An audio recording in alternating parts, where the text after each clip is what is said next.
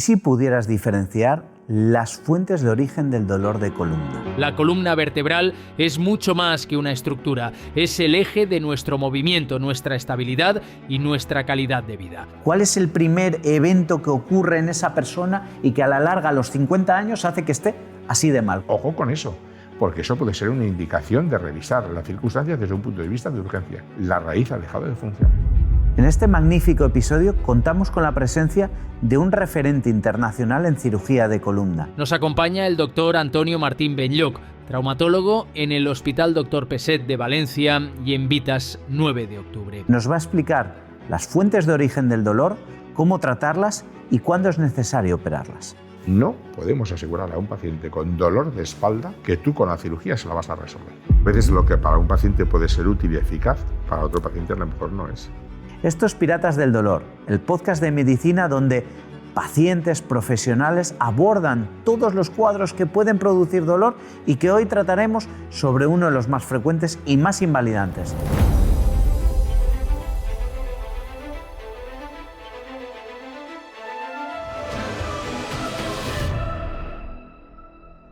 Hola, buenas tardes. Hoy estamos en un episodio que para mí es muy especial porque me acompaña. Es un especialista muy reputado a nivel nacional que ha tenido la amabilidad de acompañarme y que vamos a hablar sobre cirugía de columna, sobre patología de columna, del raquis. Y probablemente sois muchos los que nos estáis viendo porque padecéis de dolor en las lumbares, en las cervicales, y que al oír que tenéis una hernia, una protrusión, ya pensáis que os van a poner tornillos, o que probablemente os han dicho que tenéis una compresión de uno de los nervios y ya pensáis que os podéis quedar en una silla de ruedas. Y no es así. Gracias a Dios esto no ocurre casi nunca. Son situaciones muy límite que, gracias a Dios, gracias a especialistas como el que tenemos hoy aquí, suceden excepcionalmente. Tenemos la suerte de contar con Toni Martín Benlloch, que es un reputado especialista de cirugía de columna, traumatólogo y que trabaja en el Hospital Peset de Valencia y en la Clínica 9 de octubre del Hospital Vitas de Valencia, ¿cierto? Cierto es, así es. Muchas gracias, Toni, por acompañarnos, por dedicarnos esta tarde a la audiencia, a nosotros y al equipo de grabación por contar contigo hoy aquí. Nada, pues muchas gracias a vosotros por la invitación y poder intentar, si dentro de lo posible, aclarar conceptos y quitarle a veces los malos mitos que tiene este tipo de cirugía. Sí, por desgracia la cirugía de columna muchas veces tiene muy mala publicidad. Yo creo que porque durante muchos años ha habido casos en los cuales se ha operado muy tarde o demasiado pronto. Y bueno, hoy estamos precisamente aquí para intentar desgranar esto y aterrizar conceptos clave que yo creo que van a ser muy útiles para la gente que nos ve. Esperemos que sea así. Gracias. Lo primero que vamos a intentar es establecer y de alguna manera para que la gente vea cuáles son los casos, o tres casos muy ilustrativos, que yo quería empezar por ahí, tres casos muy ilustrativos que nos ayudarán a aterrizar y a conseguir desmitificar algunos de los factores clave. El primero que te traigo es un caso muy prototipo, que es un paciente relativamente joven, de 40 años, en el cual de repente, después de un embarazo, una chica que tiene una hernia discal muy grande, pero en el cual la sintomatología es esencialmente un dolor radicular, es decir, una ciática en uno de los miembros, en una de las piernas, muy intensa, pero que no tiene déficit neurológico. ¿Tú este tipo de caso cómo lo abordarías?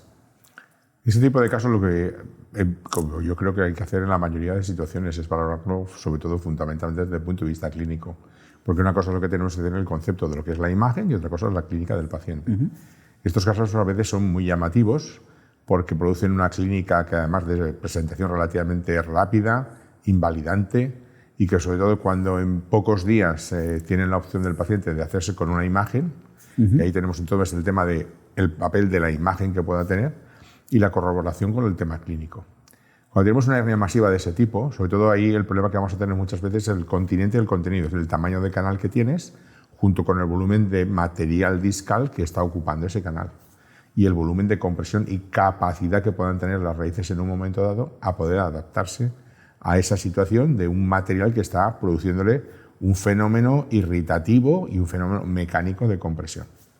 Es tan preocupante como muchas veces los pacientes vienen porque al final piensan y les han dicho que tienes un pedazo de hernia, que te comprime, pero lo que quiero desmitificar, y es hacia dónde vas, es el punto en el cual la imagen no es tan importante, que lo es, pero lo que manda es la clínica. En esos procesos en los cuales no hay una clínica neurológica acompañante, es decir, no hay un déficit neurológico, no hay una clínica de cola de caballo, que es un déficit en la sensibilidad y en la capacidad de contención de esfínteres, en ese tipo de casos, ¿es tan importante el volumen herniario a la hora de indicar la cirugía?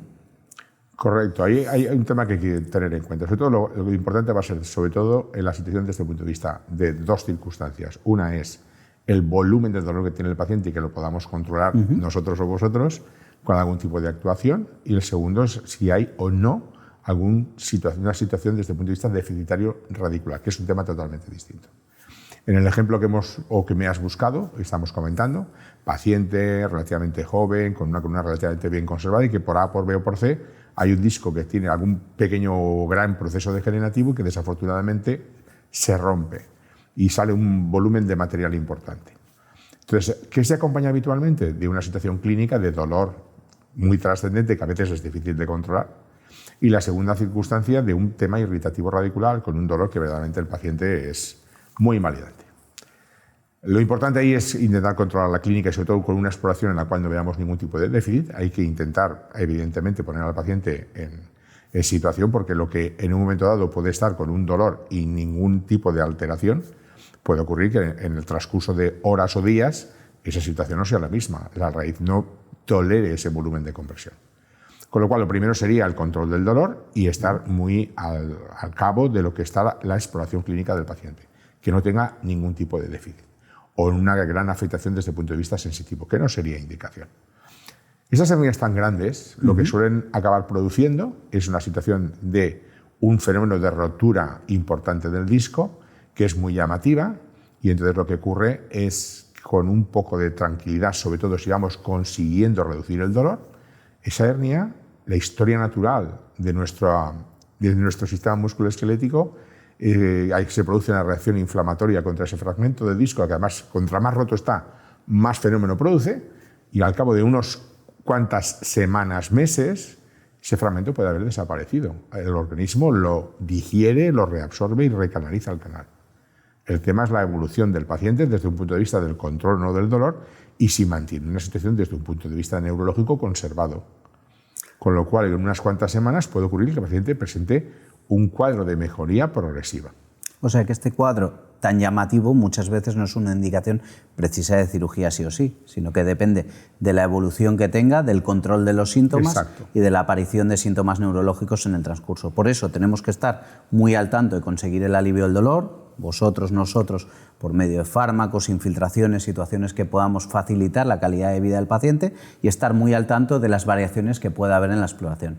El segundo caso que te iba a traer es un cuadro un poquito diferente, es un cuadro más degenerativo, un paciente de una edad de unos 55 o 60 años en el cual pues bueno, no hay un volumen herniario tan llamativo, hay un proceso degenerativo, pero que se acompaña no solo de un fenómeno de disco protruido, extruido, herniado, sino de un proceso de compresión mixto, que tiene un poquito de disco y un poquito de sobrecrecimiento para la población, para bueno, no ser tan técnicos, sobrecrecimiento de ese canal óseo y una compresión por los dos lados, por una parte lo que es la hernia y por otra parte lo que es el crecimiento del hueso. Y eso a este paciente le produce un déficit motor, es decir, no es capaz de andar con la normalidad que andaba en su vida diaria. Este tipo de cuadro, ¿qué lo diferencia al anterior? ¿Pero te refieres a una instauración de un déficit? Una instauración de un déficit. Viene un paciente que de repente, ¿vale?, le duele el dolor lumbar, lo tiene durante tiempo, sí, y pasado un sobreesfuerzo puntual empieza con que tiene un dolor radicular, una ciática, que le baja toda la pierna y que además ha perdido cierta movilidad en el pie y que no es capaz de andar con normalidad. Tú ahí lo explorarías, imagino que mirarías la marcha como es y la capacidad motora, ¿no? Sí. Es que estamos ahí hablando de fases distintas del proceso de evolución, si queremos hablarlo, de lo que sería la espalda, de un proceso degenerativo a nivel de la columna. Para luego de ahí... Primero estamos hablando de una hernia de disco que el resto de componentes articulares pueden estar bastante bien conservadas, salvo ese disco que desafortunadamente se ha roto. Y en esta circunstancia has nombrado una cosa que es importante. tiene un antecedente de molestias de espalda, de dolor de espalda, crisis de enganchamiento, que se suele decir a veces, ¿Sí? que hay un dolor lumbar más o menos importante, más o menos frecuente o solo ocasional, relacionado a veces con actividad física o no, en el contexto de un paciente con una situación personal, peso, actividad física, tipo de trabajo. Y aquí lo que estamos hablando de un tema que va a diferir del anterior. Una instauración de repente de esa situación, de ese proceso degenerativo que cambia y añade el perfil de afectación radicular. Si es afectación radicular, como antes comentamos en el caso previo, lo importante es la exploración clínica y lo que te da la imagen es la corroboración de los hallazgos de la clínica y te confirman la concordancia con lo que tú vas a encontrarte en la imagen. Bien sea con una radiografía en la cual puedes ver una serie de cambios en cuanto a la alineación de la espalda, colapso de un disco, que eso no se produce de hoy para mañana, y que encima en la resonancia estamos viendo que hay una circunstancia de un canal por el cual se ve afectada una raíz. Muchas veces el concepto que tenemos que tener en cuenta es que se van produciendo paulatinamente los cambios degenerativos y en un momento dado ocurre algo que ese, digamos, adaptación que ha ido teniendo la raíz durante tiempo y solo tenía el paciente dolor de espalda, se rompe ese equilibrio porque, por ejemplo, el disco, sin ser una gran hernia, es un disco degenerado, abombado, que rompe un poco más y empuja, por ejemplo, en una situación muy lateral donde la raíz no tiene escapatoria. La raíz queda pegada a la zona carilla, a la zona de la lámina, y se ve entonces comprometida por una hernia que no es muy grande, como antes estábamos comentando, pero sí que digamos que tienes mala situación. En la zona en donde la raíz no tiene ningún tipo de adaptabilidad. Entonces viene la afectación de la raíz. Que si estamos hablando de una situación como al contrario, antes hemos hablado de un déficit, ojo con esto. Porque nosotros en la cirugía, tanto en el primer caso si tuviéramos que operarlo como en este, lo que podremos ofertarle al paciente es darle espacio a esa raíz, que ni en un caso ni en el otro lo vamos a poder cambiar. ¿Qué podemos hacer nosotros? Darle un ambiente a la raíz que pueda mejorar su sintomatología y las expectativas de mejoría desde el punto de vista neurológico. Y a lo mejor ahí, con una situación deficitaria, que va a depender también del volumen de tiempo que lleve, habría que entonces tener en consideración la opción al paciente plantearle la opción de, sobre todo dependiendo del volumen de déficit que pueda tener y el tiempo transcurrido, de efectuarle una descompresión. Lo que viene a decir, al final, la verdad es que me ha reconducido, ha conseguido, estoy convencido de que veáis lo que estaba buscando, a pesar de que la pregunta no quedaba tan clara, que es que muchas veces una hernia muy llamativa en la resonancia no es un criterio de cirugía urgente, sin embargo, un proceso adaptativo en el cual no es tan llamativa ese volumen herniario se sobreañade sobre un proceso degenerativo de largo periodo en el cual, ante estos nuevos síntomas, puede llevar o no a una cirugía. Exacto. Tenemos que tener en cuenta que no todos tenemos el mismo volumen de canal, es un problema de continente y contenido. Y el contenido tiene que adaptarse al canal que tiene de paso. Y si ese canal es muy amplio, lo va a poder realizar. Y si es más pequeño, porque con el proceso degenerativo se haya ido cerrando poco a poco, en un momento dado, a una solicitud rápida por un pequeño abombamiento en una mala ubicación dentro de lo que es espacio, rompe ese equilibrio y se produce la sintomatología. Me voy a aprovechar, y ya que estamos en este punto, me encantaría que consiguiéramos hacer entender a la gente cuáles son las fuentes de origen de dolor lumbar. Bueno, dolor de raquis, ¿vale? Porque al final vamos a centrarnos mucho en el dolor lumbar, pero no hay que olvidar que también pueden doler las cervicales y en menor frecuencia tal vez las dorsales, pero que esa patología sí que existe.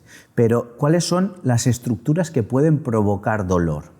Así a grandes rasgos, la gente yo creo que entiende que es el disco, que hay ahí unas articulaciones, los fenómenos artrósicos la gente lo tiene en la cabeza y la estenosis, son conceptos, pero ¿podemos llegar a ordenarlos, Tony? Hay que llevarlo porque el orden hay que intentar llevarlo durante ya, de hecho, en la exploración clínica del paciente. Tenemos que tener una sistemática de exploración y esto hay que tenerlo muy claro. Como usted estabas comentando, son dolores fundamentalmente, hablaríamos de dolor radicular, cuando hay un compromiso de la misma, con una irritación. ¿Pero cuáles son las fuentes de origen? Las fuentes, el disco, las has expresado tú muy bien. El disco, que a veces es el menos culpable de todo, aunque es el origen de que la transmisión de carga de un segmento a otro se vea modificada. Esa transmisión de carga se ve modificada porque el disco empieza a deshidratarse que puede dar un problema en cuanto a sobrecarga de lo que es el anillo periférico del disco, y entonces dar ese dolor de características discogénicas. Pero sobre todo el discogénico hablamos sobre todo cuando hay una irritación de carácter radicular. El segundo sería un dolor fundamentalmente de características más bien esclerotógenas que se habla, que es el dolor típicamente del proceso degenerativo que tenemos en la columna, sobre todo espondiloartrósico. Cuando hablamos de espondiloartrósico nos referimos a las articulaciones posteriores. ¿Vale?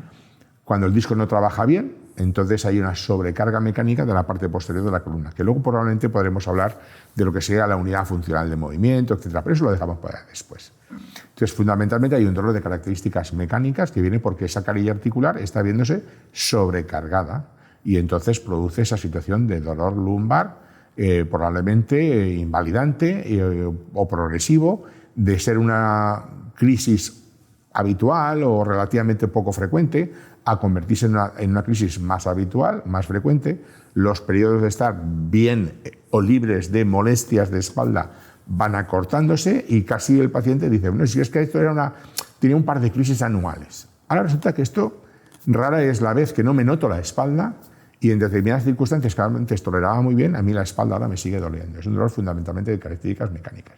No sé si sí, total. Con esto lo hemos Al final tenemos el dolor del disco. Exacto. Básicamente dolor, que localizamos en el segmento, ¿vale? En dolor axial que llamamos. Exacto. Que viene a ser dolor de cervicales, dolor de dorsales o dolor de lumbar, ¿no? Y que puede tener diferentes fuentes de origen. Muchas veces es el propio disco en su degeneración, lo que hablas del dolor discogénico, el dolor facetario por esa sobrecarga de las articulares posteriores, de esas articulaciones que por detrás estabilizan la columna, y luego el dolor de la pierna, de las piernas o de los brazos por una compresión de los nervios a su salida, que es un dolor más neuropático que tiene características de irritación de un nervio, que es un dolor tipo descarga eléctrica, un entumecimiento, una hipostesia que nosotros llamamos, que es una sensación de insensibilidad en un área concreta y que se puede reflejar en una o las dos piernas en territorios diferentes en función de cuál sea el disco o los discos afectados, ¿cierto? Efectivamente, ahí tienes mucha razón. Y lo que hay que distinguir de lo que sea un dolor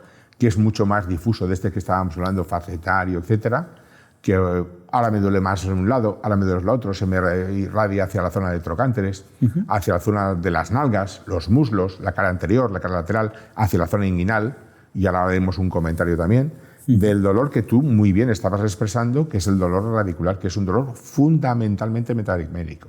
¿Qué raíz es la que tengo afectada y qué zona que depende de ella, tanto desde el punto de vista sensitivo y motor, que es la que está siendo afectada? Al final, para que nos entendáis, la columna son diferentes niveles, es como si fueran diversos pisos de un rascacielos y en función en cuál sea el nivel que está afectado por el disco, por el proceso artrósico, a cada nivel tenemos una salida de un nervio, ¿cierto? Así es. Y entonces se puede afectar una, dos, varias en un segmento de la salida, en un segmento más central, y eso puede crear una clínica en una parte metamérica, como bien dice Tony, que es un segmento que está muy establecido por la evidencia, por la ciencia, ¿no? Si se afecta la raíz del E5, pues nos va a llegar hasta el pie. Si se afecta la raíz del E3, nos va a llegar hasta el muslo. Esto lo saben muy bien los cirujanos de columna, lo saben muy bien los neurólogos, los diversos especialistas que vemos este tipo de sintomatología. Y es ahí donde está la importancia de la visita médica, para saber diferenciar las diferentes fuentes de origen. No quiero que se nos olviden dos, que es el dolor de la sacroiliaca, que es creo a lo que ibas tú, y el dolor muscular, que muchas veces tiende a banalizarse. La gente, yo creo que cuando le dices tienes un componente muscular, piensan que estás diciendo que eso es poca cosa, pero el músculo puede llegar a resultar muy doloroso. Entonces, primero, el dolor de sacroiliaca, que yo creo que es un gran olvidado, dentro de que la gente no entiende no tiene tan catalogada la articulación sacroiliaca como una fuente de origen de dolor. ¿Podemos explicar esto qué es de la sacroiliaca? Ahí, además, y permíteme, yo a continuación hablaremos del tema de la cadera. Que al final, sí. Entonces, la sacroiliaca es una articulación que transmite desde el sacro a hemipelvis, a ambos ilíacos, la carga que transmitimos, y de ahí va a ir a la cadera. Un concepto que tenemos que tener claro es que la columna no es la única que anda. La columna anda junto con las sacroiliacas, con la pelvis, las caderas, rodillas, de forma que cuando esa, digamos, estructura de varios conjuntos de articulaciones, zona lumbar, sacroiliacas, las caderas, rodillas incluso, no funciona bien, puede repercutir en las que tiene a su alrededor. Entonces, la articulación de la sacroiliaca muchas veces se acompaña dentro de que hay que tenerlo también en consideración y no olvidarse de que estemos ante una circunstancia de que estemos con un paciente delante con un proceso de características, digamos, muchas veces se habla general, ¿no? Reumatológica, cuando tenemos lo que se llaman procesos inflamatorios dentro del contexto de lo que se llaman espondiloartropatías. ¿Eso qué es? Son procesos que se producen de carácter inflamatorio articular en columna, caderas y en otras articulaciones, y que se pueden acompañar o no de cambios degenerativos en la columna, que es de lo que estamos hablando, y ojo con eso porque nos podemos encontrar con que estemos tratando una imagen y no la sintomatología de un paciente. Y eso conlleva un manejo totalmente distinto de lo que estamos comentando, pero hay que diagnosticarlo. Igual que cuando exploramos, hay que explorar esas articulaciones de la sacroiliaca que dan un dolor verdaderamente a veces muy supeditado o parecido o paralelo al que da una columna lumbar baja dolorosa. Y hay que incluir, por ejemplo, lo que antes comentaba hace un momento, y es la situación de las caderas, porque hay pacientes que tienen los exploras y debe de ser mandatorio que tú cuando haces una exploración de un paciente le hagas la exploración de columna, movilidad, torsiones, etc. Y sobre todo también de las sacroiliacas y por supuesto de las caderas. Y nos encontramos más de una vez que un paciente te lo han remitido con un problema de espalda, supuestamente, con unos cambios radiológicos o de resonancia, y cuando esperas al paciente, el paciente resulta que tiene una necrosis, es decir, una alteración degenerativa a nivel de una cadera, y esa es la fuente del problema. Y tiene un dolor que le viene desde la columna porque camina mal, se le irradia la pierna, de la pierna se le irradia hacia la rodilla, de una forma totalmente mecánica. Y esto es lo que hay que discernir con la exploración, que es básica y mandatoria a la hora de manejar este tipo de paciente. No es la imagen, es la exploración del paciente. Entonces hay que hacer este tipo de, digamos, de revisión para luego poder llegar al manejo correcto de estos enfermos. Y no equivocarse que en alguna ocasión, pues desafortunadamente, un paciente por una imagen con un abombamiento del disco o un canal ocupado, resulta que estamos detrás de un proceso degenerativo de la cadera, y es lo que en este momento, puede ser necesario de resolver. Al final es el desafío de evaluar cuál es la fuente de origen del dolor. Que al final en la columna concurren muchas cosas, como bien has dicho, esa transmisión de cargas entre lo que es el final de la columna en la región lumbar y lo que son las caderas. Ahí concurren muchas cosas, muchas veces las articulaciones, ya sea el disco, ya sea las articulares posteriores o las sacroiliacas y las caderas, y muchas veces también los elementos ligamentosos de las sacroiliacas, que muchas veces también tenemos que tener en consideración y que muchas pruebas no se ven y que son, como bien has dicho, exploración clínica dependiente, que al final, pues tiene que estar ahí contigo el médico, el fisioterapeuta, el profesional sanitario que esté en el punto de detectar cuáles son los diferentes factores que están llevando a que ese paciente no se encuentre bien, porque estoy convencido que muchos pacientes que tú ves, consulta como yo, pues tienen un componente muscular que les genera mucho disconfort y que muchas veces es una trochanteritis con una sobrecarga al glúteo medio y que es lo que más llamativo resulta para el paciente. Y que él detecta como un dolor lumbar.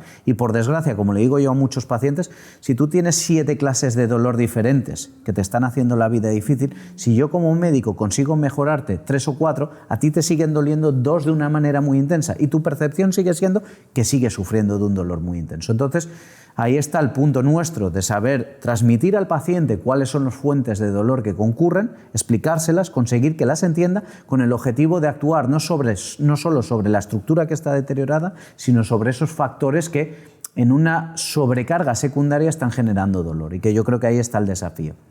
Para seguir, me encantaría que habláramos del disco, porque al final yo siempre que, algunas veces en sesiones médicas he hablado sobre este tema, lo he catalogado como el pecado original, ¿no? Como esa primera ficha de dominó que hace que se desencadenen otros procesos y que sea, pues, si estuviéramos evaluando con una camarita, ¿no? Un chaval de 25 años y que no tiene nada, ¿cuál es el primer evento que ocurre en esa persona y que a la larga, a los 50 años, hace que esté así de mal? ¿Cuál es la primera ficha o la primera chispa que generó ese gran incendio? Entonces, creo que muchas veces es ahí el disco, ese primer proceso que se genera en ese proceso de degeneración. ¿Tú cómo lo ves? Va a depender de las circunstancias de cada paciente, porque ese disco hay veces que vemos pacientes muy jóvenes, sin un antecedente mecánico, sino que constitucionalmente tú le haces unas radiografías, ves unos discos bajos de altura, o ves, por ejemplo, un segmento lumbosacro que hay cierto grado de inmovilización de la última vértebra, que es lo que yo denomino muchas veces una sacralización.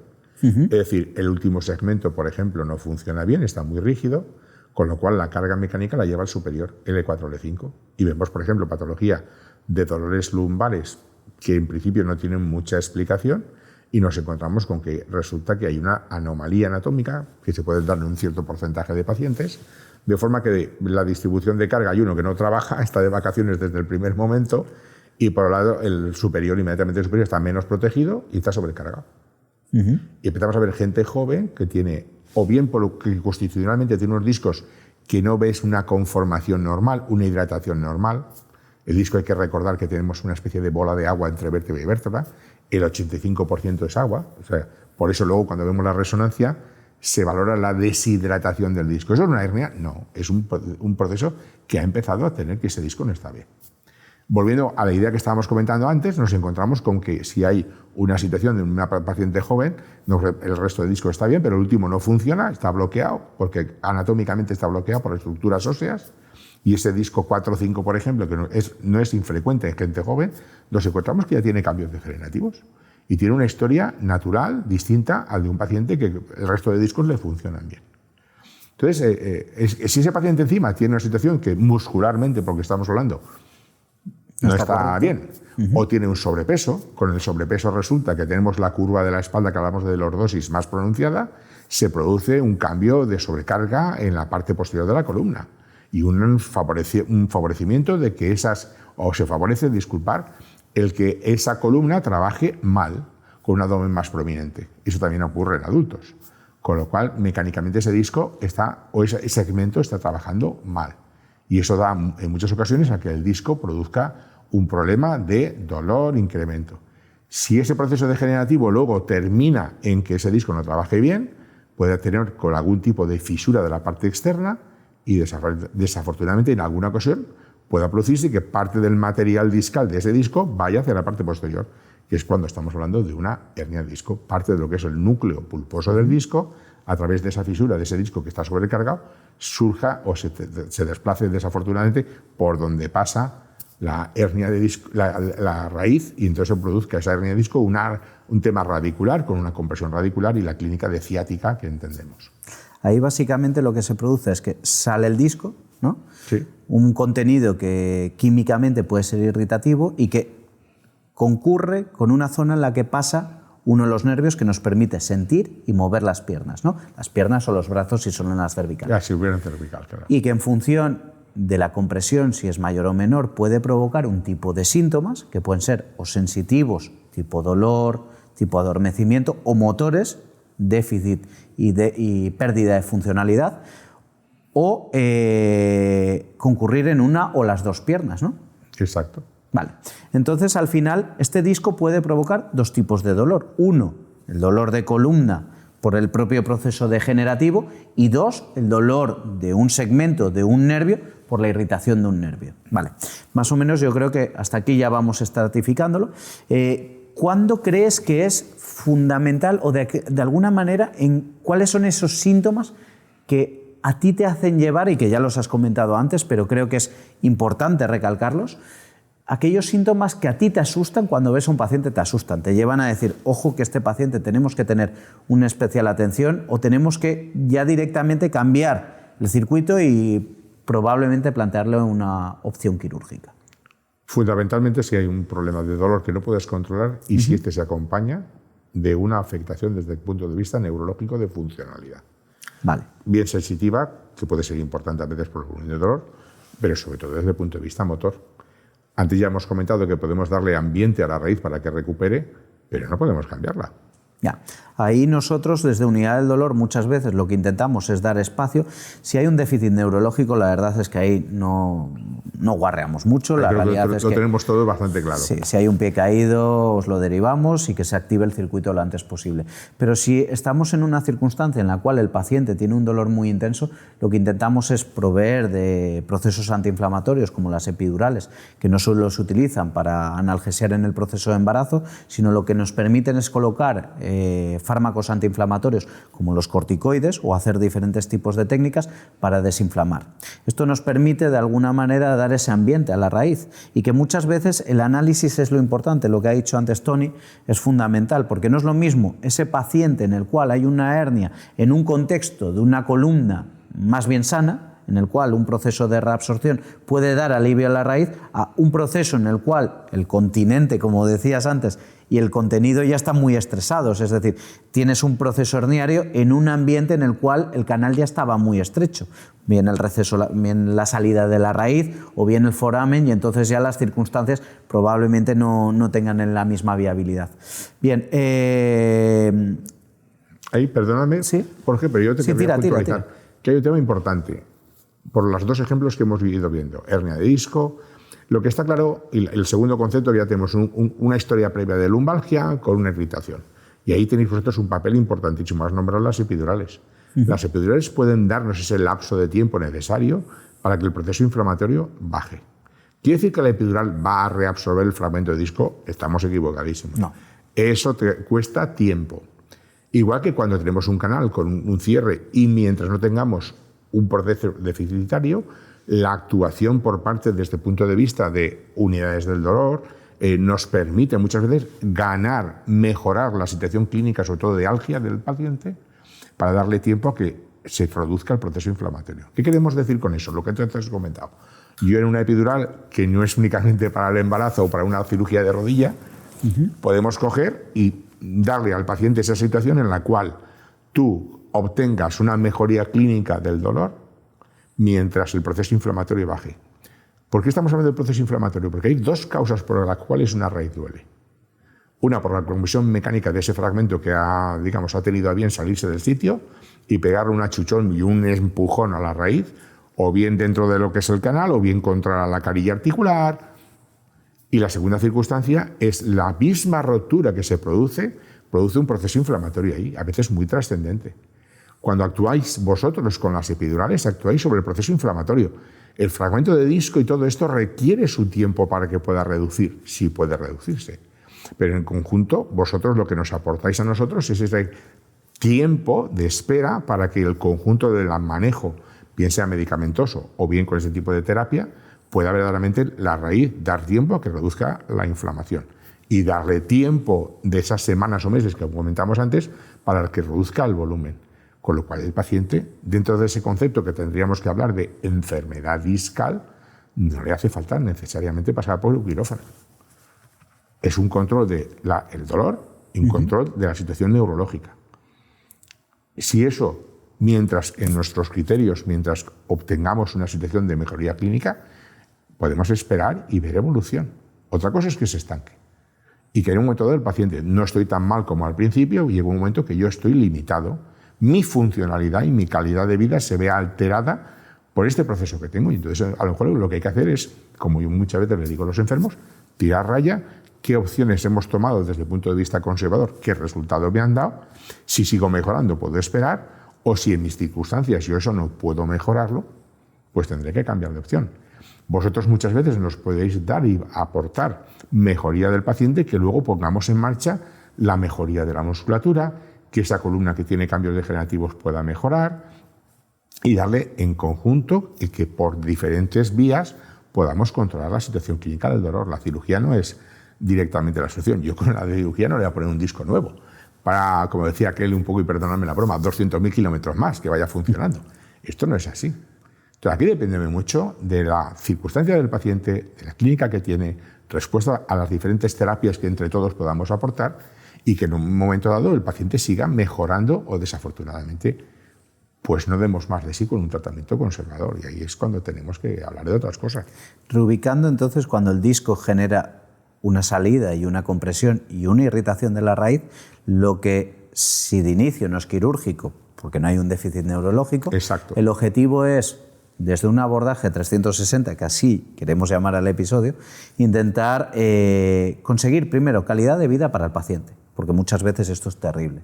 Y hemos visto los dos pacientes que no son capaces de dormir por un dolor tipo descarga eléctrica y que les genera una sensación que llamamos alodinia, que es una sensación como si quemara sin una quemadura. Es decir, son dolores muy, muy intensos. Hacemos un abordaje generalmente farmacológico, infiltraciones, bueno, lo que sea preciso, con el objetivo de mejorar calidad de vida y facilitar actuaciones secundarias, como es la rehabilitación, como es la fisioterapia, como es el fortalecimiento, y proveer de unas circunstancias para dar la oportunidad, una ventana terapéutica. Yo, de hecho, siempre se lo expreso así a los pacientes cuando los veo en consulta: yo solo soy un facilitador, yo solo daré un tiempo que hay que aprovechar, y ese tiempo muchas veces merece mucho la pena, y ya lo hemos visto, yo creo que en la cirugía, el intentar ganar ese periodo con el objetivo de que este disco reabsorba.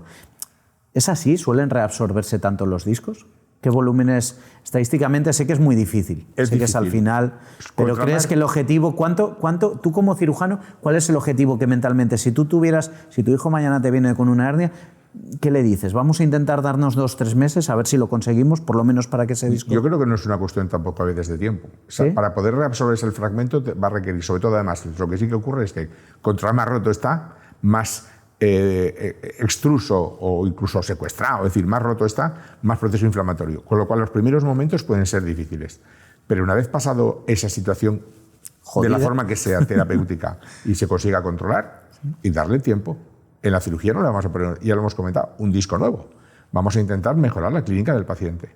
A veces discos que son menos importantes, más pequeños, están ubicados en zonas, como tú antes mencionabas, el foramen o muy cerca del receso, donde la raíz va alrededor del pedículo y va a abandonar la espalda, y está pegado contra el hueso y no tiene mucha escapatoria o mucha adaptabilidad.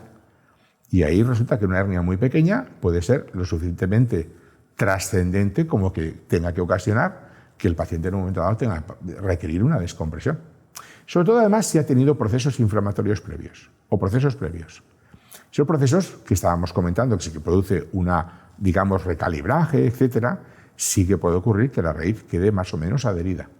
Y la capacidad de esa raíz ante un nuevo abombamiento del disco o una nueva salida de material, aunque sea pequeño, igual no tiene ya capacidad de adaptación. Está pegada. Ya, que tiene como entonces, un proceso inflamatorio. Exacto. Y ya dice, es que la hernia es muy pequeña. No es como la que tuve antes. Pero la hernia no tiene capacidad de escapatoria. Llueve sobre mojado, ¿no? Claro, y le queda pinzada. Y como tú antes decías, una situación de ese dolor anterior, el paciente muchas veces, oiga, quíteme la pierna o lo que fuera, pero este dolor, menos que esto no puedo yo vivir con esto. Ya, al final es un periodo evolutivo en el que hay que estar muy cerca, hay que ir evaluando, como bien has dicho, los objetivos, son dinámicos, porque al final yo creo que nos ocurre situaciones en las cuales consigues que el paciente esté mejor. Yo recuerdo la mujer de un amigo que venía desesperada, le hizo una epidural, mejoró mucho, pero claro, mejoró mucho al punto de no querer lanzarse por la ventana, pero al punto de decir, mira, tengo 32 años, pero yo tampoco quiero vivir así. Y pasados 3 meses dimos las oportunidades y seguía con un nivel de dolor muy elevado y finalmente se operó. Creo que lo operaste tú. Y bueno, la chica está fenomenal. Luego, posteriormente, hizo un periodo de rehabilitación, potenciación muscular, y eso quedó como un episodio en su vida que fue con más o menos trascendencia. Se le dio la oportunidad, mejoró, pero hubo que emprender una cirugía. Cuando son este tipo de situaciones en las cuales solo hay un disco, hablamos puramente de una situación de un disco, 1 o 2 discos, bueno, bien, un disco que sale y que comprime una raíz. ¿Qué tipo de cirugía hacéis? Porque ya sabemos que es en aquellos pacientes en los que no controlamos el dolor lo suficiente, que hemos intentado todos los medios, pero el dolor no es suficientemente bien controlado, o aquellos pacientes en los que hay una clínica neurológica, bien sea un déficit motor o bien sea, permitidme que lo comente, el síndrome de cola de caballo, que al final es pues, la compresión de las raíces finales de la cola de caballo de la médula. Multiradicular, y eso es una urgencia, eso es mandatorio, cirugía de urgencia de descompresión, porque nos podemos encontrar como secuela el que haya un déficit esfinteriano incluso. Que no se aguanten el pis ni la caca. y que al final genere la clínica, por si alguien... Bueno, siempre lo digo al inicio, esto no sustituye una visita médica, esto es un canal divulgativo y si cualquiera de los síntomas que no lo consideréis, ir al médico y estamos aquí para comentar. Pero dicho lo cual, el síndrome de cola de caballo, corrígeme Tony, es la afectación de básicamente una alteración sensitiva, se dice en silla de montar, que es cara interna de muslos y lo que es el periné y lo que es la zona entre ano y genitales, y luego un déficit en lo que es, bueno, control sensitivo, piscas. Eso es, control de los esfínteres a la hora de aguantarnos el pis y la caca, y eso es una urgencia médica. Sí, es decir, eso se tiene que descomprimir de manera urgente. Cuando decimos urgente, ¿qué plazos son aceptables? Cuanto antes lo quites, mejor. Vale. Quiero decir... Es urgente. Vale. No es una cirugía demorable 2-3 días, no. Otra cosa que hay un problema clínico que no se puede hacer, pero eso, desafortunadamente, lo que ocurre a veces es que el paciente puede venir con horas o días de evolución, pero una vez se detecta eso es mandatorio cirugía. Esto yo creo que, bueno, cuando hacemos este tipo de entrevistas, nuestro objetivo es divulgar y conseguir que cuanta más información llegue a la población, precisamente para esto, es decir, que los pacientes no se demoren, que la información llegue. Entonces, ante este tipo de síntomas importantes, déficit sensitivo en esta zona y déficit en el control de esfínteres, consultéis al médico, porque al final el tiempo, igual que cuando hablábamos del ictus, es cerebro en un proceso de ictus, en este caso es viabilidad para que no haya este tipo de secuelas, ¿verdad? Sí, exacto, muy importante. Ahí querría yo hacer 2 puntualizaciones, porque estás hablando de la cauda. Pero también hay que hablar de 2 circunstancias. Arriba, ¿no? No vas a ir a la mielopatía. A mielopatía. Y sobre todo, pero ahora hablaremos de la mielopatía. Yo me refería sobre todo en cuanto a las indicaciones, porque de lo que tú comentas. Ojo, cuando el paciente está con una clínica, porque además tenemos que tener varias consideraciones. Una es, nosotros cuando tenemos una resonancia de tal día, a tal hora, de tal fecha, es la resonancia de ese día, a tal hora, a tal fecha. Una semana, 2 días después, 2 meses después, se puede haber modificado. Y entonces ahí la circunstancia clínica que tenga el enfermo es mandatoria. Sobre todo cuando, por ejemplo, antes estábamos manejando un paciente de forma conservadora y de repente reaparición de síntomas o agudización de los síntomas. Ojo con eso, porque esa resonancia que vimos hace 2 meses se puede haber modificado y a ver lo que está yendo bien, de repente no ir. Señal de alarma. Ojo con eso. No conformarse con la imagen previa. Eso implica muchas veces tener que repetir la resonancia. Y segunda circunstancia que creo que hay que puntualizar, y sobre todo viene a lo que tú comentabas de la cola de caballo, y sobre como urgencia que antes me preguntabas también, ¿cuándo tenemos? Pues la situación clínica un poco sorpresiva. Y es el paciente que está con un cuadro de algia importantísima, que no tiene déficit, con tratamiento correcto, y que de repente el dolor desaparece, pero amigo, se acompaña de un déficit funcional, que el pie caído, el pie no funciona, ha dejado de transmitir, esa raíz está sufriendo. Es que ya no me duele. Sí, es cierto que cuando el pie no funciona bien, ojo con eso, porque eso puede ser una indicación de revisar las circunstancias desde un punto de vista de urgencia. La raíz ha dejado de funcionar. Que no solo es la sintomatología dolorosa, sino también la motora. La desaparición y sobre todo la instauración de un déficit motor. Los criterios de cirugía. Exacto. Te he introducido el tema de la mielopatía, que no quiero que no se nos olvide, antes de pasar al siguiente segmento, que son las facetas. Cuando esto pasa en el segmento cervical, es que en el segmento cervical no solo hay raíces, como en el lumbar, que tenemos raíces, la cola de caballo, sino que está la médula. La gran autopista de la médula, que sube y baja información. Claro, entonces en las cervicales no solo se puede comprimir un nervio en su salida, uno o varios, sino también la médula. Entonces, ahí el tipo de síntomas que nos tienen que alarmar son pérdida de funcionalidad en un brazo o pérdida de funcionalidad en las piernas, ¿verdad? Exacto. La mielopatía, además, hay una circunstancia que tenemos que tener, sobre todo la típica que vemos. Podemos tener una mielopatía porque haya, como antes tú expresabas, en la zona de una caudaquina. Pero a nivel cervical, desafortunadamente, hemos visto gente joven con un canal, a veces, como antes hablamos, que no todos tenemos el mismo canal, un canal constitucionalmente reducido, se produce una extrusión de material discal y, desafortunadamente, aunque el resto de columna esté bien, producir una compresión directa de la médula. Y esa compresión directa de la médula le produce lo que tú estabas expresando de la mielopatía. ¿Qué es la mielopatía? Pues que hay una zona que no le llega bien de forma brusca y sufre una compresión y deja de transmitir y dar la función que tiene, que es de dar órdenes. Eso sería una instalación brusca. Y eso es una indicación de, ojo, que esto es peligroso porque estamos hablando a nivel cervical y ponemos un tema, digamos, de afectación no solo ya es sí que está la silla de ruedas. De miembros superiores, una tetraparesia, en fin, eso es un tema importante. La segunda punto de vista que tendríamos que abordar, que afortunadamente puede ser el que más podamos ver, es una mielopatía dentro del cuadro de lo que sería un cuadro espondiloartrósico cervical. De un paciente que tiene un cambio degenerativo en la misma columna, pero a nivel cervical, pero con un contenido distinto, que es el de la médula. Y aquí, ojo, porque así como en la zona lumbar o en la zona cervical también, cuando tenemos una afectación radicular, esta hiperalgia que hemos mencionado como el primer elemento importante de esta clínica de estos enfermos, la mielopatía no necesariamente es el dolor el cuadro principal. El cuadro principal del paciente es a la vez un cuadro deficitario progresivo y que hay que hacer una investigación importante. En el sentido, cuando hacemos la entrevista al paciente de lo que se encuentra, un cambio en la evolución de su marcha, el modelo de movimiento de las piernas, el que le ha cambiado, por ejemplo, la forma de escribir, ya le ha cambiado o por ejemplo que no puede o no se ve los botones para abrochárselo. En Japón, como ellos comen con los palillos, pierden la función y dentro de las escalas de valoración es que de repente los palillos ya no los pueden manejar para comer normalmente y tienen que comer con la mano. Es decir, la mielopatía, desafortunadamente, a veces no se acompaña de un cuadro de algia importante o de dolor importante, sino de disfunción de carácter progresivo.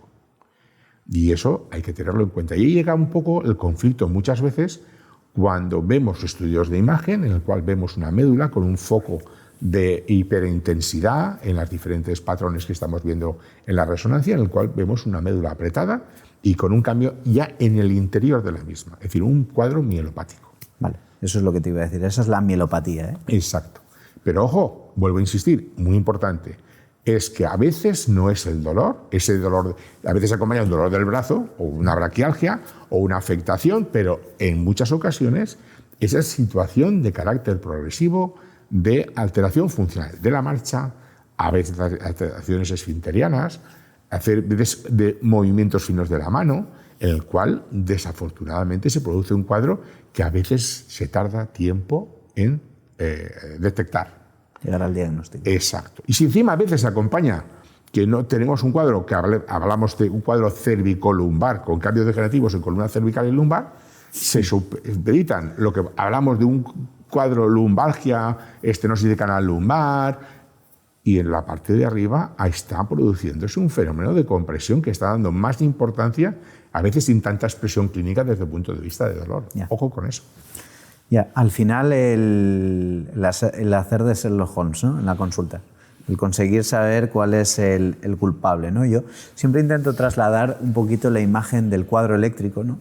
Y si el fallo viene al final desde un elemento muy periférico o desde un elemento central, porque al final la sintomatología puede llegar a ser la misma, incluso solaparse, lo que tú bien has dicho, es decir, que un paciente padezca de las lumbares, tenga un problema de varias hernias en la lumbar, y que de alguna manera también concurra con un problema en las cervicales y que te puede llevar a ese desafío como médico el saber dónde realmente está el problema, ¿no? Porque al final, sobre todo para vosotros, que nosotros a nivel de infiltraciones tenemos una capacidad de no ser tan, digamos, definitivos, ¿no? Pero que para vosotros entiendo que es un desafío. Ahí, gracias a Dios, también tenéis las pruebas funcionales, ¿no? Lo que son las electromiografías, los potenciales evocados, que os da, aparte de la clínica y de las pruebas de imagen, como la resonancia magnética y en ocasiones el TAC, aunque para esto no es tan útil, para el tema de la mielopatía, las pruebas funcionales que lo que nos permite es evaluar la conducción tanto de la médula como de los nervios raquídeos, ¿cierto? Exacto. Y sobre todo, lo que no podemos olvidarnos nunca es llevarnos, y ahí nos podemos ver engañados, entre comillas, por lo que cuenta el paciente de una historia previa. Por ejemplo, yo estoy con un cuadro de lumbalgia y que ahora estoy teniendo una claudicación a la hora de andar, si hablamos de estenosis, que a lo mejor luego posteriormente hablaremos, y yo tengo, pues eso, la espalda siempre me está, digamos de espalda muchas veces de columna lumbar, es la que me está dando problemas, etcétera. Pero tú llegas a la exploración y en la exploración debes de hacer una exploración de miembros inferiores y de columna lumbar, pero no olvidarte del resto de exploración, en el cual te estás viendo a lo mejor una afectación de la conducción medular y eso no es de la zona lumbar. Ahí solo existen raíces desde el E1 para abajo. Ya, y si hay una afectación medular, viene de arriba o bien de columna torácica, que es mucho más infrecuente, pero puede ser de la columna cervical con poca expresión desde el punto de vista de dolor. Y el problema es superior. Ya. Y tú centrarte en lo que cuenta el paciente, pero la exploración tuya clínica debe de conllevar una exploración neurológica más extensa para no encontrarte con esto que estamos hablando. Tengo problemas en la zona de movilidad lumbar de toda la vida, pero también puedo tener problemas en la zona superior. Y entonces sí que viene la indicación para quedarte tranquilo de resonancia si me hace falta en la zona inferior, o un estudio de imagen en la zona superior cervical también, o la exploración de neurofisiología para ver si hay unos potenciales, cómo conduce la médula, si está enlentecida esa conducción de la médula o cómo están las raíces. Porque desafortunadamente podemos tener cuadros mezclados.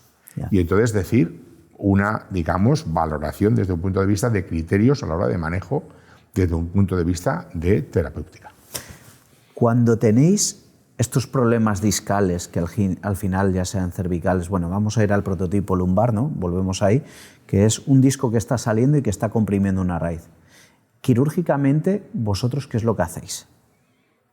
Va a depender muy mucho de la situación del estado de la columna, porque si es una hernia blanda que el resto de estructura no tiene gran problema, la tendencia hoy en día es hacer algún procedimiento de carácter microquirúrgico. Quitar el fragmento, si hay que hacer un pequeño recalibraje para que pase bien la raíz y que esté verdaderamente libre, incluso a veces para que la manipulación de la raíz, que está inflamada, no sea excesivamente grande, hacerte un poco de espacio en ese segmento para poder manipular ese fragmento de disco que está extruso sin estirar, manipular una raíz que está inflamada, que te puedes llevar al disgusto que luego no acabes tú añadiendo cierto grado de daño.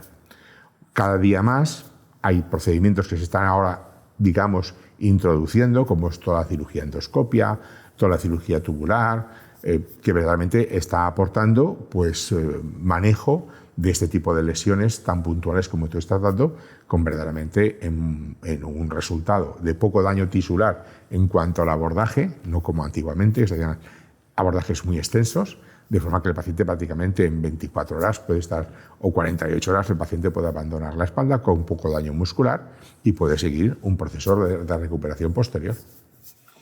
O sea, abordáis principalmente incisiones, entiendo, pequeñitas, que lo que buscáis es al disco abordarlo, reducir el volumen de salida de ese material, reducir la compresión, reducir la inflamación, si es esa fase o no, y luego, más o menos, intentar liberar, si fuera necesario, retirando ciertos elementos, ¿no?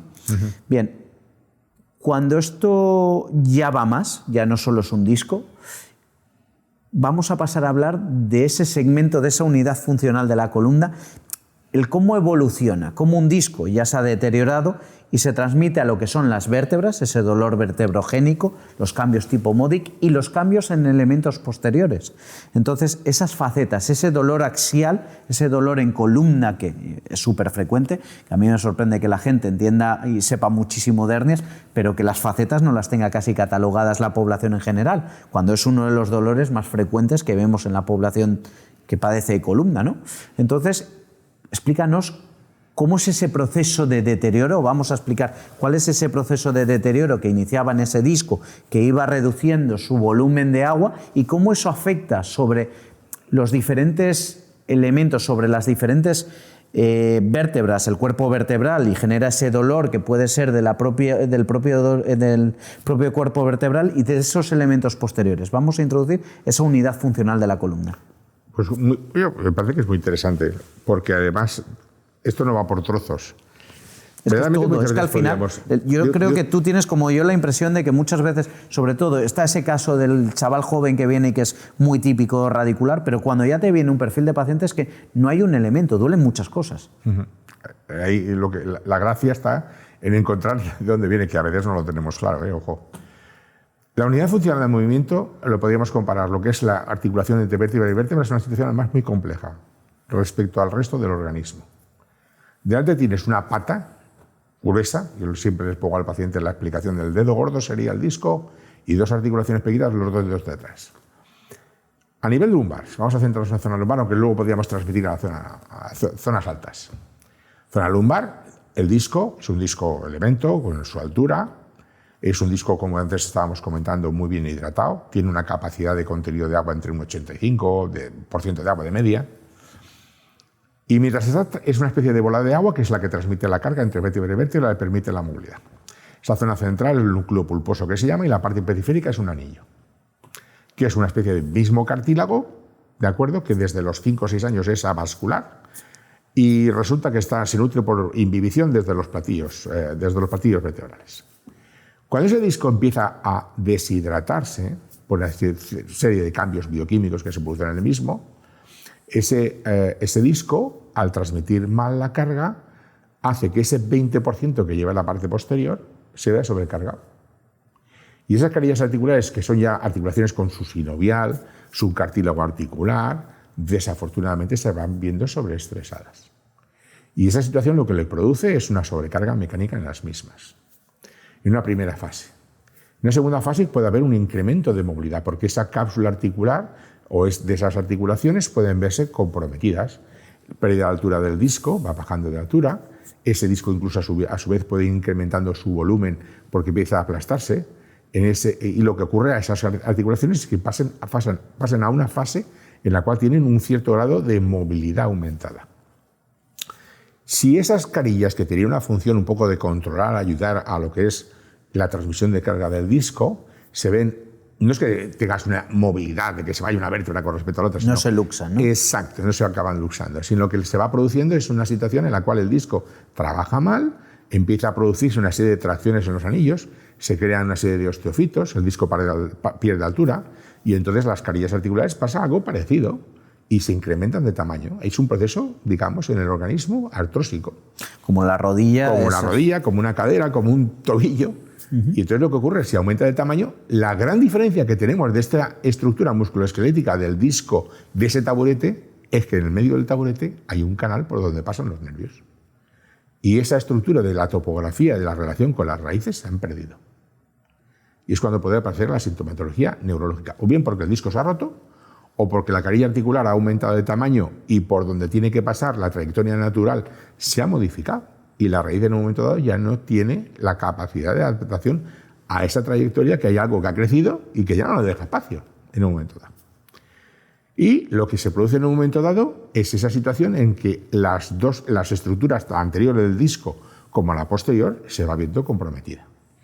Y ahí viene el que esa carilla en un momento dado esté dándose dolor de características que me he quedado enganchado, tengo un dolor mecánico, me duele mucho por la mañana, no puedo estar de pie parado mucho rato porque resulta que se me empieza a cargar la espalda, me baja por las nalgas el dolor. En cambio, qué curiosidad, ahora me pongo a andar y a caminar y a los pocos metros de ir andando y caminando, no solo con los cambios de posición que puede doler, el paciente se va encontrando mejor, recupera su tono muscular, esa espalda, ese segmento está más protegido y el paciente la sintomatología desaparece. Y son ese tipo de clínica que nos van dando información de qué es lo que le está pasando al paciente. Este dolor a veces se transmite hacia las nalgas y los muslos y no hay que equivocarlo con que sea un dolor de carácter radicular, porque es un dolor más difuso, menos claro, menos, como antes comentábamos hace un rato, metamérico, porque tenga una afectación de la raíz. Tampoco se acompaña de síntomas de descarga, ¿no? No hay descarga, no hay ese tipo que tú antes comentabas muy bien desde el punto de vista de carácter radicular metamérico. Es distinto. Eso a lo mejor aparece, desafortunadamente, en la segunda fase. ¿Te ocurre también, muchas veces a mí me cuentan el típico de cuando me giro en la cama, ¿no? Sí. Porque al final son articulaciones que permiten la torsión, ¿no? Hay pacientes que muchas veces te lo cuentan. En la cama yo hasta que encuentro posición y luego ya no puedo descansar. Y luego llega una cierta hora de la madrugada, cuando el paciente está en la cama, está dormido, está relajado, hago torsiones y entonces me acaba despertando porque no tengo la protección de esa musculatura que ya hemos hablado antes, que sería muy importante que nos controle, pues cuando me ocurre en una rodilla o en una cadera, cuando tenemos una musculatura alrededor, que esa articulación como decimos muchas veces, va más apretada, me puede molestar menos. Por eso son pacientes que además te lo cuentan, que se levantan por la mañana, incluso determinados tipos pequeños de movimiento, como puede ser lavarse la cara o cepillarse los dientes, no pueden, tienen que apoyarse en el lavabo porque de pie no pueden estar. En cambio, va pasando el tiempo y a los minutos o a la media hora ya van contando que esa situación clínica ha desaparecido. Y eso te está orientando, y ese cuadro facetario es el que te está dando el problema. Además, ellos lo cuentan. Mecánicamente, cuando estoy moviéndome, me duele menos. Cuando estoy en parada, estoy en bipedal, cada vez lo tolero peor. Y sentado, por ejemplo, en sillas, dependiendo de qué modelo de silla, estoy más confortable. Sillones muy hundidos, estoy muy mal, porque luego resulta que en cambio, sillas más altas, en la cual cambias mucho la posición de carga de esas articulaciones posteriores, el paciente las tolera mejor. De ahí la importancia muchas veces de la ayuda, que a veces es diagnóstica. Vengo con dolor, se me hacen unos bloqueos, unas infiltraciones, aunque sea durante unas horas, me quitas la sintomatología, el dolor viene de ahí. Claro, es un bloqueo de diagnóstico. Y no es únicamente exacto, no es únicamente terapéutico, sino también la primera vez es diagnóstico. La eficacia no, ya es un tema distinto. Sí, el cuánto dura y cuánto consigue. Cuánto no me dura. También nos sirve para orientar cuáles son los segmentos que son sintomáticos. Por supuesto, porque a veces tenemos cambios en diferentes segmentos, pero a lo mejor uno es el motivo del problema y el resto están, bueno, dentro del contexto de una espalda con algún cambio más o menos de cambio degenerativo, pero no todos los segmentos afortunadamente estén igual de mal. A mí me gusta mucho generalmente cuando tengo pacientes arquitectos o del segmento de la ingeniería, porque es muy fácil transmitirle el concepto de la unidad de lo que es una estructura de carga, ¿no? Siempre les llevo al punto de decir, mira, tú te dedicas a construir edificios y esto, la columna es un edificio con diferentes pilares de sujeción. Y lo que comentabas, creo que a mí me encantaría que la gente lo entendiera, el hecho de cómo se va produciendo ese fenómeno de degeneración del disco, lo que has comentado, cómo va sobrecargando y cómo va concurriendo todo ese proceso. Porque el proceso evolutivo pues, empieza con el dolor discal, puede haber una concurrencia de una compresión de una raíz y un dolor en la pierna o no, y que luego genera una sobrecarga en esos síndromes, en esas facetas, en esas articulaciones que por detrás nos unen las vértebras. Eso es un dolor que, si lo podemos describir, se llama síndrome facetario, se define así, es un dolor paravertebral, no es justo en el centro, sino a ambos lados, que es donde están estas articulaciones, que generalmente se incrementan los movimientos de hiperextensión y de rotación. Eso en el segmento lumbar. En el segmento dorsal es menos frecuente por la movilidad, aunque tampoco lo debemos olvidar. La caja torácica de las costillas quita mucha movilidad a ese segmento, pero puede doler y puede molestar. Los Seuermann, ¿no? Enfermedades Seuermann con un disco que desde el punto de vista de adolescencia ya tiene, como antes comentábamos, constitucionalmente una serie de cambios. Es una alteración del cartílago de crecimiento de la vértebra y puede dar lugar a un segmento degenerado que con el paso del tiempo, además de deformidad que puede ocurrir, sobre todo en la zona toracolumbar también puede ocurrir y en la zona lumbar. Y entonces esa situación da dolor mecánico, verdaderamente de carácter discogénico, y luego se acompaña de una afectación de la parte posterior, degenerativa. Y luego en las cervicales. En las cervicales también está. Y que bueno, creo que has mencionado algo que es muy interesante, que es el hecho de cómo las facetas pueden doler en un área que no es la suya. Que esto lo escribieron, yo siempre lo pienso como lo que antes hacía en investigación, que a día de hoy los comités no nos permitirían, esas infiltraciones provocadoras de dolor, que para los cuadros de dolor referido así se sacaron, Dreyer y los compañeros, que lo que hacían era infiltrar la articulación con el objetivo de ver el área en la que se reproducía el dolor. Y eso lleva a que muchas veces, cuando se produce este mismo cuadro en el segmento cervical, pues no solo duela en este segmento, sino en áreas más distales, como pueden ser la cara proximal de los brazos o regiones de la cabeza. Y que el foco de origen del dolor se encuentra en la columna, pero no solo duele ahí, sino también en áreas más distales, y que es lo que llamamos cuadro de dolor referido. En las cervicales muchas veces es todavía más molesto por el rango de movilidad, ¿no? Sí, sí. Sí, además invalidante, porque igual que ocurre mareos. La circunstancia que se produce a nivel lumbar, que estábamos hablando antes, de ese dolor irradiado a caderas, trocánteres, muslos, a nivel cervical es hacia los hombros, pero igual que ocurre en el miembro inferior, no va más allá de la rodilla, a nivel del miembro superior no va más allá del codo.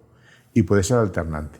acompañarse de fases de mucha contractura, sobre todo de trapecios, de angular de la escápula, de cuadros que el paciente define estupendamente bien dentro del contexto de que hablan de dolor de cabeza, jaqueca, y es un dolor que va posterior hacia adelante, de acuerdo, siguiendo un recorrido de posterior hacia adelante, siguiendo una distribución referida, y que es un dolor verdaderamente muchas veces invalidante. Y con los movimientos de torsión, que a veces el paciente incluso nota crujidos por estos cambios degenerativos en la columna cervical, pero que a veces tienen poca trascendencia, nada más que el poco, digamos, poco agradable que puedas tú sentirte o notarte ciertos crujidos en el cuello, que a veces los crujidos articulares no tienen mayor trascendencia. El problema es la contractura, la defensa que muchas veces se puede ocasionar y que muchas veces acaba produciendo esa situación de embotamiento del paciente, pero no tanto en cuanto a que el mareo venga producido por la patología cervical, sino fundamentalmente por situación de dolor mantenido, dolor referido y de situación de cronicidad de una circunstancia que muchas veces es muy molesta para los enfermos. ¿Qué papel ves en el abordaje conservador cuando hablamos de elementos posteriores del síndrome facetario? Así como hemos visto que en la cirugía de lo que concurre con el disco, de esa protrusión, esa hernia, esa compresión de raíz, hay que diferenciar dolor, síntomas neurológicos y a partir de ahí negociar o no la cirugía. En lo que son elementos posteriores, en ese dolor de columna, ¿cuáles son los elementos, cuál crees que es el papel del abordaje conservador? No solo el diagnóstico, que ya lo hemos dicho, esos bloqueos diagnósticos que nos permiten saber los niveles, sino en qué puntos crees que nos puede llevar a un alivio que es lo suficientemente mantenido. Es decir, ¿crees que es una vía que vale la pena transitar? No es que valga la pena, es que es fundamental. Yo creo que hay que tener muy claro que debiéramos los cirujanos, y de hecho es lo que tenemos que hacer, no podemos asegurar a un paciente con dolor de espalda, dolor lumbar, que tú con la cirugía se la vas a resolver. Toda esta mecánica que estábamos comentando de manejo, infiltraciones, ese dolor lumbar, hay que ir de menos a más. Y eso es una escalera que hay que ir pasando. Si no puedes tú, por ejemplo, mejorar una circunstancia desde el punto de vista de carácter muscular, y digamos de situación de preparación del paciente que tenga sobrepeso con una hiperlordosis, no pretendas que eso se le vaya a marchar de la noche a mañana, está claro. Y además hay que explicar al paciente que la expectativa suya, si pierde peso, es que va a tener una carga mecánica menor y a poner un primer grado, a poner de su parte para que eso mejore. Le vas a cambiar la lordosis. Cuando tenemos una tripita abundante, pues tenemos más lordosis, sobrecargamos las carillas articulares. Si a veces entramos en esa dinámica del dolor que es difícil de manejo, la situación de tratar mediante infiltraciones X del tipo que sean, e intentar reducir el dolor para que le permita con una ventana de lo que sería la situación clínica, le vamos a dar la ventana para que el paciente pueda mejorar sus sustancias, pueda mejorar su peso. Tú no pierdes peso 2 semanas de 20 kilos que te puedas hacer perder, ni vas a recuperar en 2 semanas la musculatura. Como tengas dolor, el paciente, yo es que no puedo ni moverme, yo no me diga usted que ande o camine para intentar o irme a hacer aquagym o algún ejercicio en el agua en descarga, puede ser estupendo, pero tengo que estar en una condición para poder hacerlo. De ahí ese papel que muchas veces entra el que con una serie de manejo conservador. Sí, sea vosotros, nosotros, rehabilitación, en conjunto, quien sea. Si el paciente está mejor de dolor, podrá ir a un rehabilitador, el rehabilitador que le marque una pauta que sea la más conveniente para él, para que pueda mejorar su situación física. Y en conjunto buscar el solventar de forma eficiente o suficiente el que el paciente tenga menos sintomatología clínica y evitar una cirugía. La cirugía, yo creo que hay que dejarlo en aquel momento. No es lo último, pero es en el momento en el cual el tratamiento conservador correcto durante el tiempo adecuado y suficiente, eso sí, marcando ciertos niveles. Tampoco es decir, vamos a dejar al paciente no. Esto de tenerlo todos los días, todas las semanas, acaba afectándote a ti personalmente, a tu entorno, tu trabajo, a tu calidad de vida. Esto no puede ser. O sea, eso hay que intentar establecer la pauta dentro de lo posible de intentar mejorar la situación clínica del paciente para obtener ese beneficio, y la cirugía evidentemente puede estar ahí, pero no es lo último, es cuando hace falta, y el resto de estructuras o de elementos o de cadena de manejo haya sido correcto, pero desafortunadamente llega un momento que ya no puede ser. Y está claro que en algunas ocasiones el proceso degenerativo es muy importante y el beneficio de mejoría de esto que estábamos comentando, de calidad de vida del enfermo, llega un momento que incluso con no una situación desde un punto de vista neurológico comprometido, el paciente en un momento dado decir esto hay que resolverlo. Hay cuadros cuando hay, por ejemplo... Inestabilidad, ¿no? Que llamáis. Sí, ahí podemos entrar. No, pero como antes comentamos, de gran movilidad, sino que hay un proceso degenerativo en la columna lumbar que se produce más frecuentemente en las mujeres que en los chicos, que es el proceso de la espondilolistesis degenerativa, en la cual se fracasa el disco, fracasan las articulaciones posteriores y se produce un deslizamiento, a veces con un compromiso del canal, otras veces no, pero en el cual hay un deslizamiento de una vértebra sobre la otra y lo que produce es una alteración mecánica. Esa alteración mecánica resulta que da una calidad de vida al paciente y sobre todo cuando estamos con estudios dinámicos de radiografía, que son muy importantes, porque entonces te estás dando la visión de cómo se comporta en carga y con cierto grado de movilidad en flexoextensión, de que ves que ese disco tiene una movilidad aumentada y eso no lo va a resolver ningún otro tipo. La alteración cápsulo-ligamentosa con movilidad aumentada, esto no hay ninguna. Lo puedes amortiguar con tratamiento, pero eso no se va a resolver. Afortunadamente tenemos el recurso y la opción de ese paciente poder resolver el tema efectuándole una estabilización de carácter definitivo de ese disco o de esa unidad funcional del movimiento que desafortunadamente ha fracasado. Y es ahí, en este tipo de cirugías, donde ya utilizáis pues elementos como son las artrodesis, como es la instrumentación, como son las cajas, ¿no? Sí. Y es ahí donde los cirujanos pues ya no solo actuáis sobre el disco, sino sobre esos elementos que intentáis estabilizar, ¿no? Claro. Y ahí tenéis elementos como las placas, entre los elementos vertebrales, los tornillos y las barras sobre las articulaciones, ¿no? Y que eso lo que permite es reducir esos elementos de inestabilidad o esos factores de inestabilidad, ¿no? Sí. Es un poquito el objetivo. Sí, el objetivo de la cirugía cuando vamos a hacer una artrodesis, afortunadamente vamos teniendo el armamentarium que podemos cada vez tenéis más herramientas. Podemos ¿no? hacer cosas muy, digamos, determinadas para intentar hacer, que es lo difícil en muchas ocasiones, el hacer la cirugía que más ni menos le hace falta en un momento dado al paciente, porque podemos tener repercusiones. Entonces, lo que tenemos que estamos hablando de una funcional de movimiento, la columna está hecha para moverse, pero desafortunadamente el volumen de disco se ha lesionado de forma importante, ha perdido altura, tiene una movilidad que no es la correcta, ha conllevado a una alteración de las carillas articulares y entonces he leído lo que tenemos que hacer con los implantes. Lo que hacemos es estabilizar el segmento, recuperar la anatomía. Antes hacías mención de las cajas. ¿Qué son las cajas intersomáticas? Cajas intersomáticas es un elemento que tú pones estructural a nivel de lo que es el disco, vacías el cartílago, tú pones esa caja llena de hueso para que tú tienes una superficie ahí de artrodesis. Conviertes un espacio, hay que eliminar los elementos móviles, el cartílago, no solo ponerle los implantes, que el implante, si tú pones el implante y no pones un hueso que en el volumen de unos meses pueda fusionar y bloquear esa articulación que desafortunadamente se ha deteriorado, con o sin descompresión, que muchas veces se acompaña de una descompresión por las estructuras nerviosas. Y entonces lo que tú haces es intentar obtener una realineación de ese disco, de ese segmento, buscando una fusión del mismo. No únicamente con el implante. El implante lo pones como cuando tienes una fractura en un antebrazo, pones una placa o una aguja o un clavo intramedular para que esos dos elementos óseos formen un callo de fractura. Aquí no hay una situación en la cual el hueso vaya a crecer como nosotros aportemos el injerto. Si no lo haces, además, es una opción que pueda ocurrir como fracaso de esa cirugía, el que el implante no va a soportar nada más durante un tiempo, y si tú no pones algo añadido como es un injerto, puede ocurrir que ese implante empiece a tener movilidad y fracasa la intervención. Entonces tienes, por ejemplo, el intersomático, limpias la caja, pones el disco, los cartílagos, pones una caja, recuperas altura, lo rellenas todo de hueso para que al final esas dos vértebras acaben pegándose. En la parte posterior lo mismo.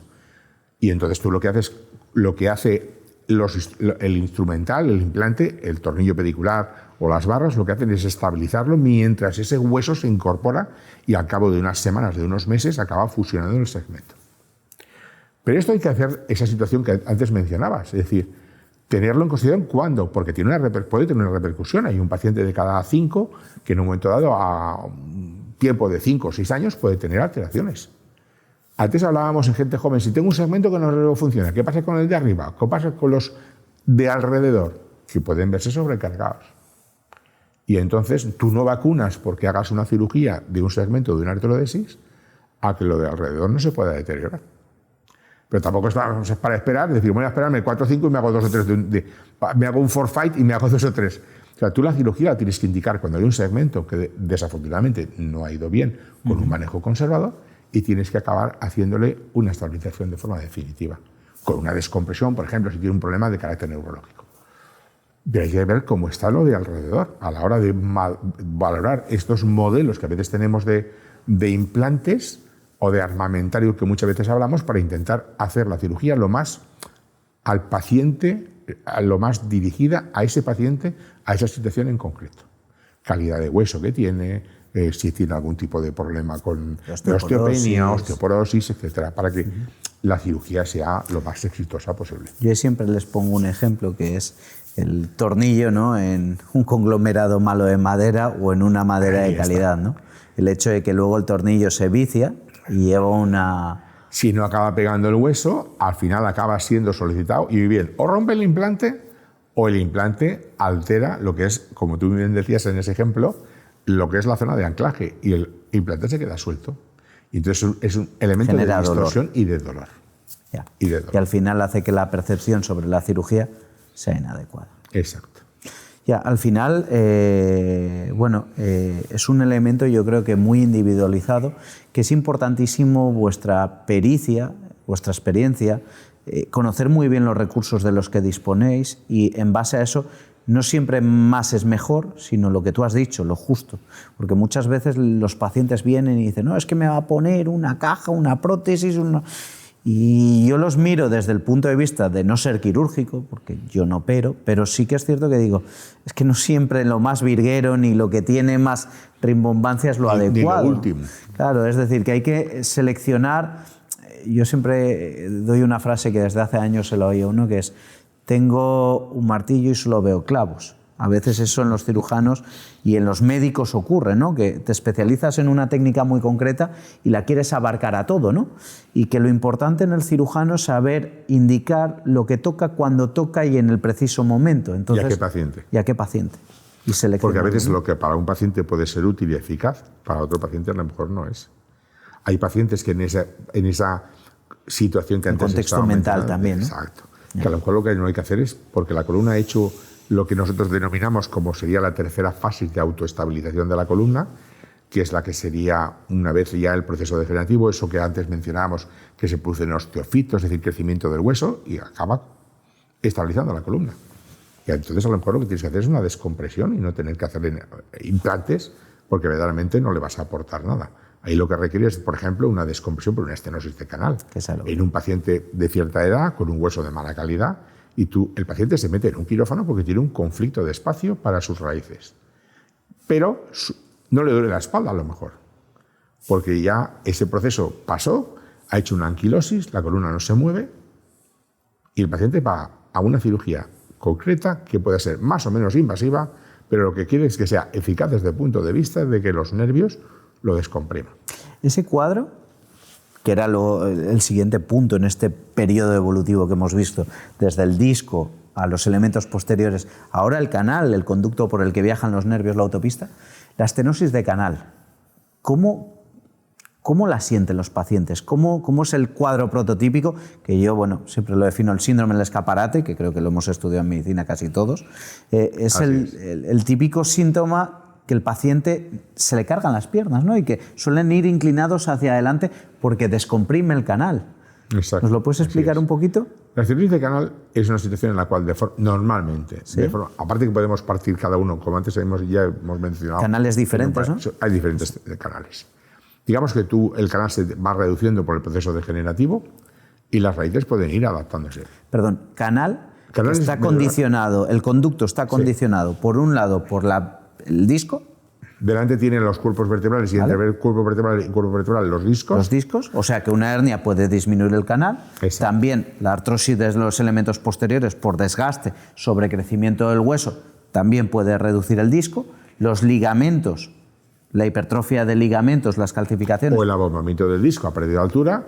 El disco al final, imagínate, es como, o muchas veces los pacientes tienen que entender, es como si fuera, y tú imagínate, un balón o un neumático. La goma está bien, está con suficiente presión de aire, agua, en el cual mantiene la altura cuando está sometido a carga, pero en cambio, cuando ha perdido su textura, su bioquímica ha cambiado, ya no está igualmente dilatado, acaba colapsándose. Entonces lo que produce un abombamiento del disco periférico. El anillo ha perdido. ¿Es una hernia de disco? No, es una discopatía degenerativa. Y ese disco que abomba, ¿hacia dónde se mete? Hacia la zona del canal. Y ocupa el espacio por el cual tiene que pasar la raíz. Si luego encima le añades el que las articulaciones estén alteradas, se han hipertrofiado, al mismo tiempo que el disco ha ido deteriorándose, se va produciendo un cierre del canal, a veces de la zona de salida, con lo cual hablamos de estenosis lateral, o bien en conjunto, por un lado, el disco va adelante hacia atrás y lateralmente las dos carillas articulares, con lo cual el canal se te va cerrando y el paso para esa estructura nerviosa, normalmente de forma progresiva, va viéndose comprometida. Y eso puede afectar a un segmento o a varios. O varios. Porque constitucionalmente a veces tenemos un canal reducido. De nuevo, lo del edificio con los diferentes... Suele ser un proceso de carácter progresivo y en el cual el paciente, ¿qué es lo que te cuenta cuando viene a la consulta? Yo antes andaba 1 hora, 1 hora y media sin ningún problema y ahora resulta que 30 minutos y me tengo que parar. Y 15 minutos y me tengo que parar. Y cada vez ando menos. Y cada vez llego a un banco menos. Exacto. Y el paciente dice, sí. Entonces la pregunta muchas veces interesante que nos da la funcionalidad del paciente, ¿cuánto rato puede usted andar sin dolor? Puedo andar 1 hora. ¿Cuántas veces para? Tengo que parar cada 10-15 minutos. Paro 5 minutos, la raíz recupera, me inclino, como tú bien decías, porque entonces cuando tiramos hacia adelante el canal vuelve a abrirse, en lordosis, en extensión, cerramos el canal. Y entonces el paciente busca esa situación antiálgica de apoyarse, volverse a sentar, o unos minutos de parada con cierto grado de flexión, o ya cuando van, ya digamos, con los andadores o con el carrito de la compra, y entonces el paciente va viendo que su rango de acción, su funcionalidad, acompañada a veces de más o menos volumen de dolor, el paciente va viéndose con una alteración funcional importante y de calidad de vida. Y esto es un tema que va siendo de carácter progresivo. Esa pregunta importante que hay que hacerle al paciente es ¿cómo estaba usted y cómo está ahora? Compruebe usted cómo ha ido. Antes andaba 1 hora y ahora a los 10 minutos me tengo que parar. O voy con medicación o tengo que hacer alguna circunstancia para eso intentar mejorarlo. Y no hay ninguna medicación que un canal que esté cerrado te lo vaya a ampliar. Es un problema mecánico. Y por otro lado, hay pacientes con un canal muy cerrado que ha tenido alguna crisis, que lo ves, y funcionan, andan, caminan por la imagen y clínicamente tienen una situación distinta. Ese paciente se tiene que operar, pues a lo mejor lo que hay que hacer al paciente es explicarle qué es lo que tiene, por si se modifica su situación clínica, entonces acudir y, como antes a veces mencionábamos, las banderas rojas, es decir, antes hacía esto ha cambiado, esta pierna resulta que ahora no me va igual, perdido algo de fuerza. En realidad la estenosis de canal puede afectar al gancho del canal central, ¿vale? Y provocar este cuadro de clínica de estenosis, o puede comprimir una raíz y producir un déficit motor específico en un área concreta, ¿no? Sí, totalmente, así es.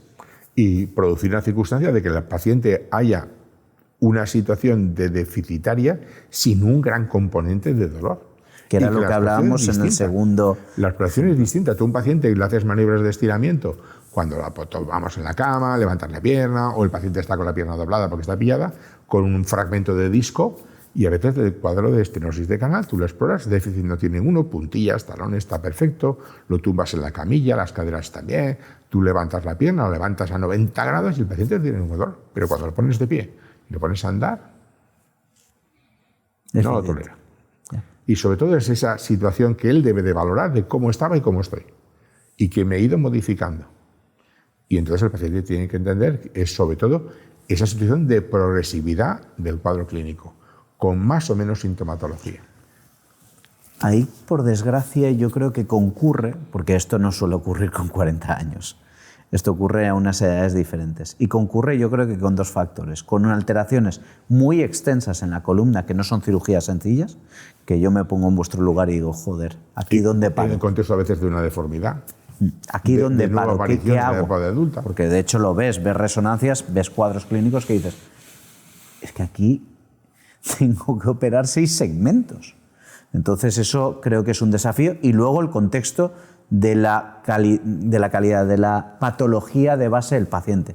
Que hablamos de pacientes con una edad, con patología acompañante, problemas cardíacos, problemas respiratorios, y que muchas veces pues bueno, hace que tengamos que poner en contexto, por un lado, la capacidad de recuperación del paciente a una cirugía que por otro lado no es sencilla, ¿no? Y es ahí donde tenéis el gran desafío. Sí. Hay un concepto que tenemos, porque nosotros también es dar cierta calidad de vida con los condicionantes que bien has dicho, que yo siempre se lo cuento a los pacientes y creo que ahí es importantísimo la contención de expectativas.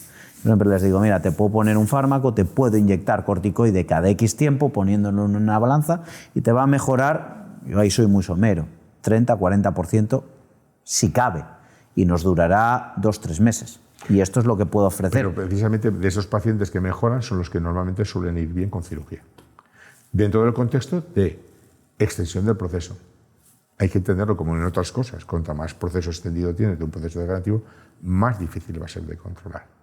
Y a veces en una zona muy concreta, como hablábamos antes del ejemplo de la espondilolistesis, bueno, es una cirugía, un paciente mayor, pero a veces es una cirugía relativamente más concreta. Si el resto de columna está bien, resulta que a lo mejor es la solución del enfermo. Esto es muy paciente a paciente. Y dentro del contexto de comorbilidades que pueda tener, otras patologías, que este paciente, ponerlo en un quirófano, pues verdaderamente puede ser peligroso. A más extensión, más horas de cirugía, podemos tener opciones de manejo de cirugías un poco menos agresivas, que es lo que cirugía MIS, de mínimamente invasiva. Lógicamente, pues a veces puedes resolver sabiendo que tú no vas a resolver el tema, el contexto. Vas a intentar mejorar el cuadro, sobre todo ahí, de carácter neurológico.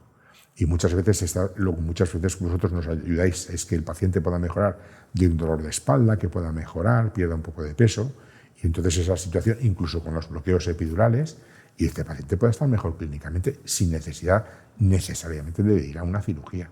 Y ahí nos da un margen de manejo de estos enfermos verdaderamente muy bueno en muchas ocasiones. Muchas veces yo creo que no ahí fácil, es... pero muy bueno en algunas ocasiones. Yo creo que ahí también es el punto en el cual ser consciente en qué momento ya es quirúrgico, ¿no? Y que el paciente también se mentalice, porque yo entiendo que muchas veces vienen pacientes que dicen, es que yo no me quiero operar. Muchas veces está al punto de decir, ya, mira, no andas más de 50 metros, tienes 65 años, tienes este canal en 2 segmentos. Yo entiendo que no te quieras operar. Nadie se levanta deseando operarse de columna. ¿Qué va a pasar, ¿no? cuando tengas 4 o 5 años más? Claro, es decir, que va a ir a peor. Entonces es un contexto de muchas veces encontrar el momento, llegar psicológicamente a situarse en esa situación y a partir de ahí ser conscientes que, bueno, antes de que vaya más, como decíamos, es el encontrar no solo el caso, sino el momento para la intervención precisa, ¿no? Sí, sí. Y lo que antes mencionabas tú, la expectativa del paciente.